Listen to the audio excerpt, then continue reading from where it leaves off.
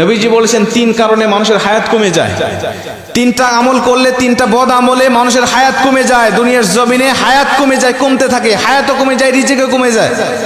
বলতে পারেন হুজুর আমরা জানি হায়াত সীমাবদ্ধ, তাহলে হায়াত কেমনে কমে? নবীজি বলছেন, বুখারীর বর্ণনায় আবু হুরায়রা রাদিয়াল্লাহু তাআলা হাদিসটা বর্ণনা করেছেন, মানুষের কিছু নেক আমলের কারণে হায়াতের মধ্যে আল্লাহ বরকত দান করে, আবার বদ আমলের কারণে আল্লাহ পাক মানুষের হায়াতের মধ্য থেকে বরকত ছিনিয়ে নেয়, ওই মানুষটা দ্রুত দুনিয়া থেকে বিদায় নিয়ে চলে যায়।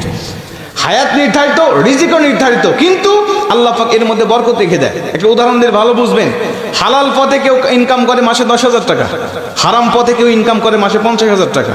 এই হালাল পথের ইনকাম করা ব্যক্তি দেখবেন মাস শেষে খেয়ে দিয়ে আরো 2,000 টাকা ইনকাম করে সেখান থেকে সঞ্চয় করতে পারে। 50,000 টাকা যিনি হারাম পথে ইনকাম করে, মাস শেষে তাকে আরো 10,000 টাকা ঋণ করতে হয়। কথা কোন ঠিক কি না?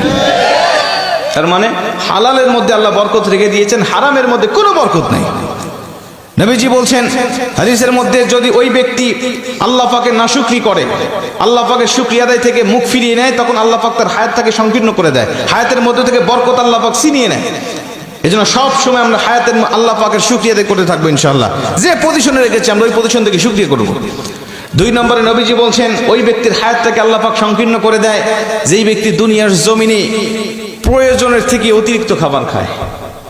মানুষের রিজিক কিন্তু নির্ধারিত, আমরা জানি।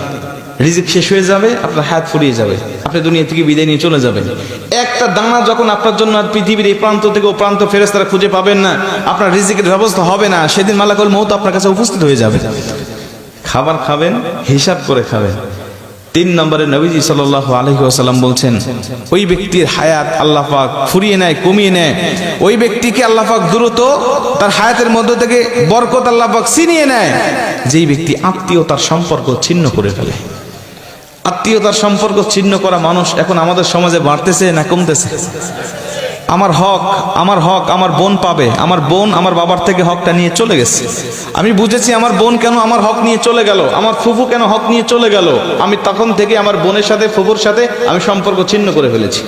ঠিক না ঠিক? অথচ আমি আমার বাবার সম্পদ হক ভক্ষণ করতেছি, আমার কোনো দোষ নাই। আমার বোন আমার বাবার সম্পদ ভক্ষণ করলে আমার বোনের দোষ হয়ে যায়। আমি আমার দাদার সম্পদ ভক্ষণ করতেছি, আমার কোনো দোষ নাই, কিন্তু আমার ফুফু আমার দাদার সম্পদ ভক্ষণ করলে আমার দোষ হয়ে যাবে, ফুফুর দোষ হয়ে যাবে। কথা বলেন ঠিক কি না?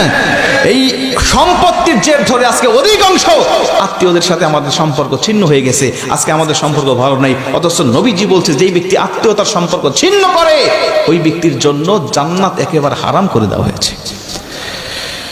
আজকে দেখেন, আপনার আত্মীয়র মধ্যে কার সাথে সম্পর্ক আপনার ঠিক নাই, মাহফিল থেকে গিয়ে আপনি তার সাথে সম্পর্ক জোড়া লাগানোর চেষ্টা করবেন। বোনের সাথে কথা বলেন না, বোনের সাথে কথা বলেন। ফুফুর সাথে কথা নাই, ফুফুর সাথে কথা বলেন। চাচা ভাতিজার সাথে সম্পর্ক নাই, চাচা ভাতিজার সাথে সম্পর্ক জোড়া লাগিয়ে ফেলেন। কসম করে বলছি, নবীজি বলছি, যারা আত্মীয়তার সম্পর্ককে রক্ষা করে, জোড়া লাগায়, আমি নবী আর ওই বান্দা একই জান্নাতে থাকবো। আল্লাহ পাক আমাদের আত্মীয়তার সম্পর্ক রক্ষা করার তৌফিক দান করুক। জোরে বলেন আমিন।